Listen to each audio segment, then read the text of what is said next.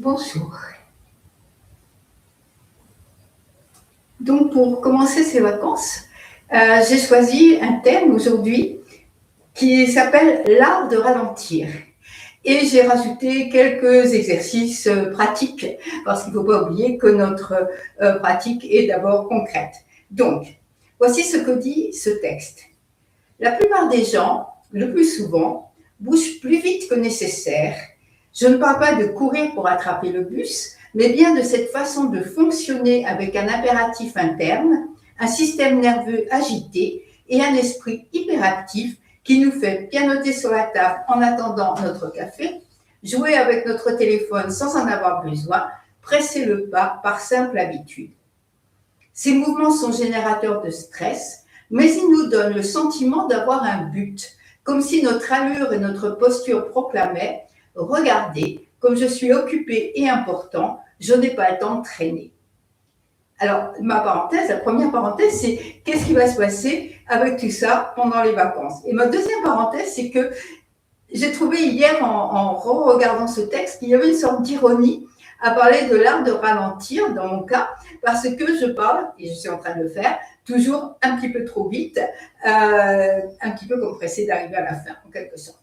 Donc, je vais essayer, là, je n'ai pas encore très bien réussi, mais je vais essayer de respirer et de ralentir moi-même en lisant ce texte. Mais restons-nous là assis, nous abandonnant au vide dès que nous avons un instant? Bien sûr que non. Nous nous dépêchons de remplir ce temps. Donc, la question pour les vacances. Ralentir, dit l'auteur, est un art et une pratique. Il explique. Lorsque nous avons emménagé dans notre centre de méditation, il n'y avait rien. Pas de porte, pas de plancher, ni de plafond. Nous nous sommes attelés à rénover le lieu, à planifier des retraites et à régler toutes les formalités.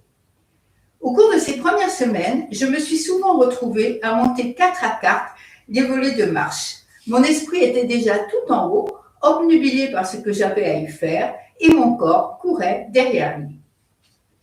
Lorsque je m'en suis aperçue, je me suis fixée pour pratique de ralentir. Pas qu'il ne me soit plus jamais arrivé de monter l'escalier en courant, mais je m'attachais à ne pas laisser mon esprit prendre de l'avance sur mon corps. Cette pratique de la présence a complètement changé mes journées. Mon corps s'est un peu détendu, mais surtout, mon esprit a ralenti. La relation que j'entretenais avec le mouvement et l'action a changé. Je me suis sentie plus spacieux, moins précipitée. J'ai découvert une vérité mystérieuse et contre-intuitive. On a plus de temps lorsqu'on ralentit, car le temps est subjectif. Vous vous sentez écrasé, bousculé. Ralentir apporte de l'aisance, de la douceur et de la détente. Avant d'y prêter attention, avant d'y prêter attention, on ne se rend souvent pas compte que l'on court, mais même le thé, nous essayons de faire bouillir l'eau plus rapidement. Il peut y avoir une bonne raison de faire quelque chose rapidement. Il n'y a jamais de bonne raison d'agir dans la précipitation. Voici la réflexion proposée par l'auteur et par moi. Regardez comment vous montez l'escalier, comment vous préparez le thé, vous lavez les dents, vous habillez, vous faites les courses ou la vaisselle. Soyez à l'affût de cet impératif intérieur qui vous fait vous sentir occupé. Celui-ci réduit votre sens de vous-même à un acteur appelé moi qui vous pousse dans une perpétuelle fuite en avant, focalisé sur ce que je fais et où je vais.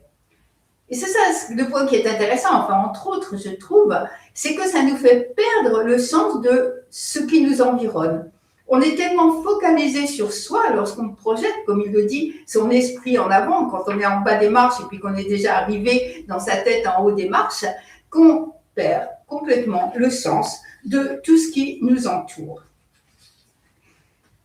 Donc, il dit que se passe-t-il quand vous vous adoucissez et ralentissez même un peu?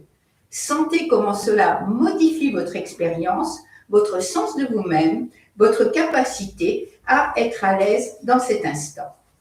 Voici son texte et avant de le commenter brièvement, et d'essayer toujours de respirer, de parler moins vite. Avant de commander brièvement, je voudrais le relier à un autre texte que j'ai lu une fois il y a déjà quelques temps, qui est extrait de L'essence du zen de Sekkei Aradaoshi. Si je devais définir le but et la direction de la pratique, je dirais zazen et zazen. Cela ne renvoie pas seulement à la forme assise du zen, cela signifie pratiquer chaque chose, chaque activité pour elle-même. Dans votre travail et dans votre vie de tous les jours, chaque activité est une fin en soi.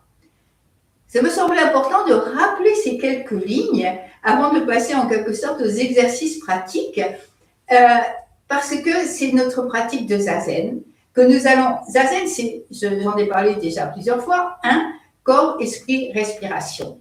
Or, comme le dit l'auteur, dès que nous commençons à bouger, nous avons tendance tout cela à éparpiller. Notre corps est là, notre esprit est là-bas et notre respiration, on ne sait pas. Donc voilà, pour moi, j'ai choisi ce texte, mais plutôt que ralentir, en me basant sur Zazen, je dirais qu'il s'agit plutôt de présence. De présence, c'est-à-dire de présence à soi-même et de présence au monde qui nous entoure. Parce que ce qu'il décrit, c'est un enfermement, en fait, dans notre propre esprit. Alors, parce que c'est intéressant, dans les temples zen, c'est toujours très rapide.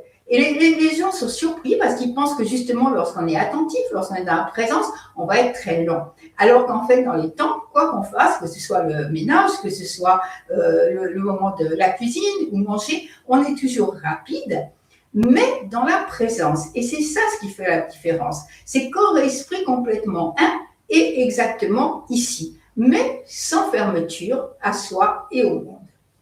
Donc, ceci nous ramène à Sati, l'attention, et se pose la question, où êtes-vous? Plus exactement, où est votre esprit à cet instant?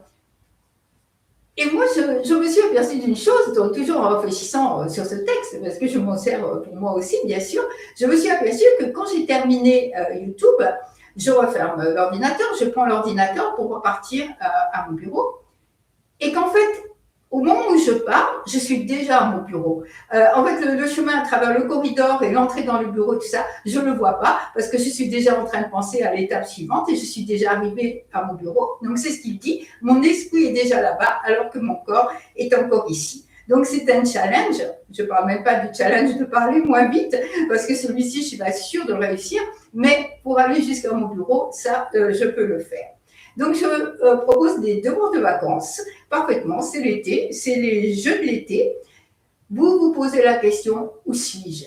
Où est mon corps? Où est ma tête? Est-ce que c'est un ou est-ce que c'est deux? Est-ce que vous êtes dans la même pièce ou est-ce que vous êtes déjà ailleurs? Et vous savez, c'est comme ce jeu des enfants qu'on peut faire de temps en temps. Stop, 1, 2, 3, soleil, et vous regardez où vous êtes. Voilà, ça c'est la proposition pour cet été et je vous souhaite un très bel été. Et sur le site également de Nous asseoir ensemble, vous trouverez les dates où nous allons reprendre, les dates pour la pleine lune, c'est bientôt la pleine lune, c'est le mercredi prochain. Et puis, vous trouverez j'ai rajouté un court texte que j'ai trouvé un petit peu sur la neurologie, ce qui se passe au niveau neurologique quand on s'arrête et qu'on